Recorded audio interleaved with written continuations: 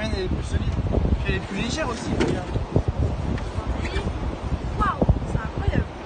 Mais comment ça se fait? Ah bah ça c'est parce qu'elle est carbone, c'est très solide. Donc je pense que c'est une question de matériaux qui composent la planche. Mais si tu veux en savoir plus, je peux t'emmener voir mes shippers, eux ils s'y connaissent vraiment et ils pourront bien t'expliquer. Ah, ce serait super intéressant. Allez, c'est parti. Au fait, tu t'appelles comment? Je m'appelle Justin et toi? Jade. Allez, il sera. Salut Lucie.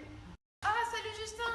Ah bah Emma, viens voir, il y a Justin qui est là. Ah salut. Oh bah tu tombes bien, enfin non pas trop parce que là on est un peu débordés en ce moment. Voilà, donc je vous présente Jade, je l'ai rencontrée sur la plage et elle avait quelques questions à poser sur le surf.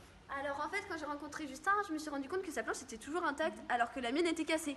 Alors du coup, on a un petit peu parlé, il m'a dit qu'il y avait la solidité qui en rentrait en jeu, la résistance. Et moi, j'ai pas tout à fait compris, ça reste un peu vague pour moi. Vous pourriez m'expliquer? Oui Justin a effectivement raison, la solidité entre bien en jeu dans les critères de réalisation des planches de surf. D'ailleurs, nous devons respecter plusieurs contraintes de fabrication.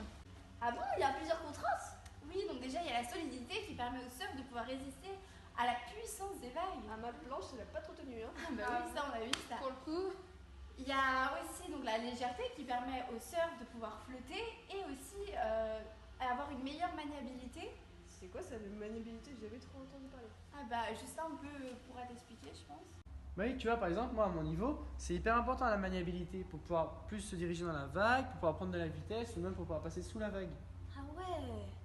oui effectivement Justin a raison, les surfeurs pros nous demandent souvent des caractéristiques plus développées afin qu'ils puissent améliorer leur technique. Il y a aussi donc les marques définissent leurs matériaux afin d'améliorer la conception et la qualité de leurs produits suivant donc les clients. Ah, mais il y a différents matériaux? Oui, les matériaux sont similaires, mais il faut bien prendre en compte les différences d'assemblage qui peuvent tout changer. Ah ouais, donc en fait, si je récapitule, il y a légèreté, résistance, solidité, matériaux et assemblage, c'est ça? Oui, c'est ça. T'as Donc tout tu compris. vois bien en fait que les matériaux composites utilisés influencent les propriétés d'un surf. Oh, merci beaucoup, j'ai tout compris. Magnifique.